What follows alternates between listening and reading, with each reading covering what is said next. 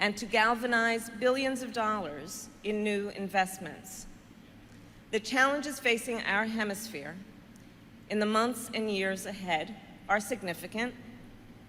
The climate crisis, food insecurity, economic inequality, corruption, and gender-based violence. When I think about these challenges, I know, and I am certain, they will require new and innovative coalitions. California's constitutional limit, as set by the voter-approved proposition, this essentially restricts the amount of tax revenue the state can spend while giving lawmakers options on what to do with the leftover funds. This is including giving it back to taxpayers in the form of rebate.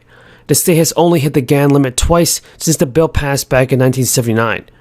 In unveiling his sweeping $286 billion budget proposal, Gavin Newsom noted that his office projected a surplus of around $2.6 billion over the constitutional limit. As people throughout the country face increasing costs due to global inflation, Gavin Newsom announced an $18 billion inflation relief package to get money to the pockets of Californians. Gavin Newsom said, "We enacted the most comprehensive economic stimulus program in the nation last year, getting billions of dollars in immediate relief to millions of Californians. But many folks are still struggling, especially with high costs due to inflation. So we're leveraging this historic surplus to get money into the pockets of Californians. This inflation relief will help offset the higher costs that Californians are facing right now and provide support to those still recovering from the crisis." Additionally, California's minimum wage is projected to increase to around $15 an hour for all workers on January 1st next year. The accelerated increase is required by provision in the state's existing minimum wage law when inflation exceeds 7%. The crisis has resulted in persistent supply chain disruptions, and labor market frictions have driven inflation to its highest rate in 40 years. The wage increase will benefit millions of people, millions of households that are struggling to keep pace with the highest rise of inflation in decades. For years, the state minimum wage has increased steadily while inflation numbers remain modest. Gavin Newsom created the biggest tax rebate in American history, expanding direct payments to families, with $9 billion in stimulus payments delivered to middle-class Californians and families. What do you think about this, folks? Tell me in the comments down below. Pennsylvania Governor Tom Wolf that he urged the Republican-led General Assembly to pass legislation that would send $2,000 stimulus checks to many Pennsylvanians, making $80,000 or less. Wolf made a $1.7 billion proposal in February, which includes direct payments, but currently Pennsylvania is just sitting on a $2 billion part of the American Rescue Plan. He told CBS News that the stimulus checks would help with rising inflation.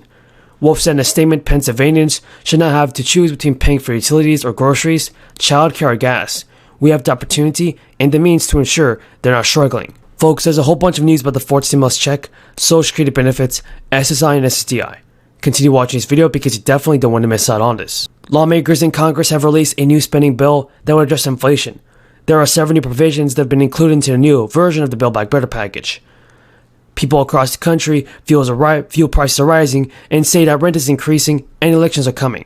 As inflation and high cost of living spoil the country's economic mood, Biden has received and revived a recent talking point to get across how seriously he takes the country's economic situation.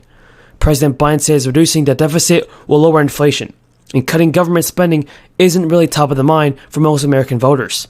Experts say that balancing federal budgets is not going to be enough to motivate Democratic voters to turn out in midterm elections.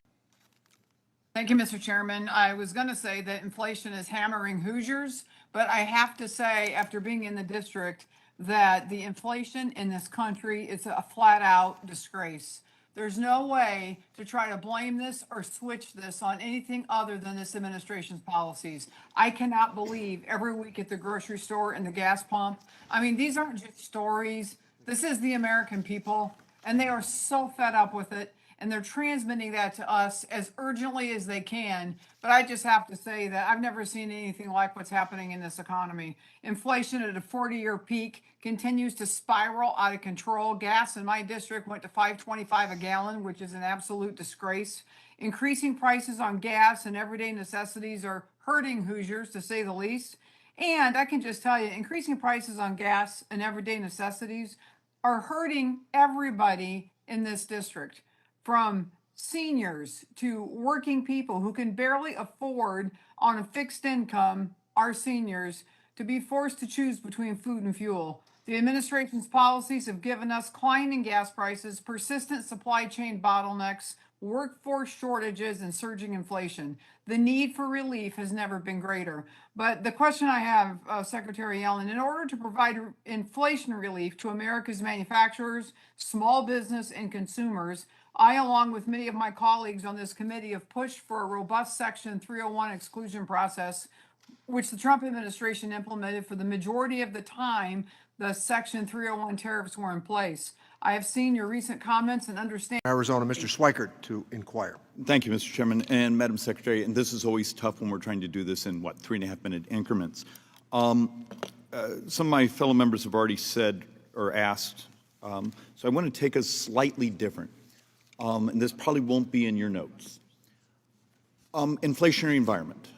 We have a number of economists now who actually believe it has grown to be much more structural at a number of levels and beyond the supply chain portion calculation.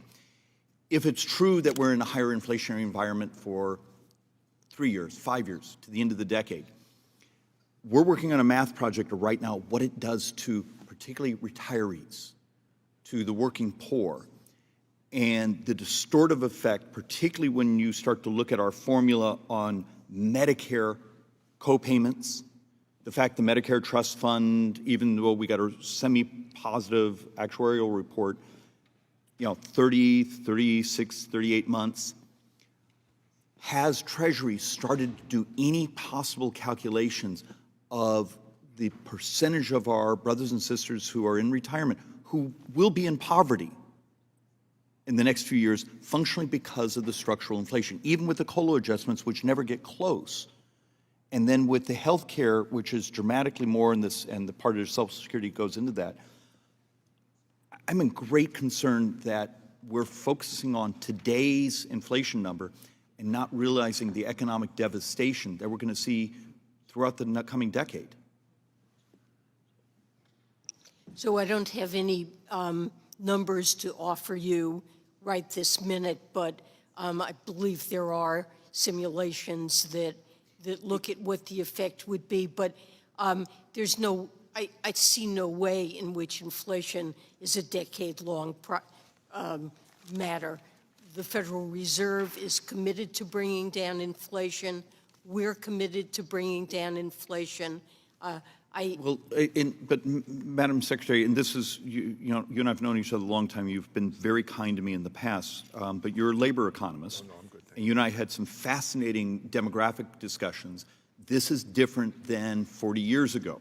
The demographic curve we're in is much more difficult. And yes, we can, the Federal Reserve can push up unemployment, as one of my Democrat members, and create the misery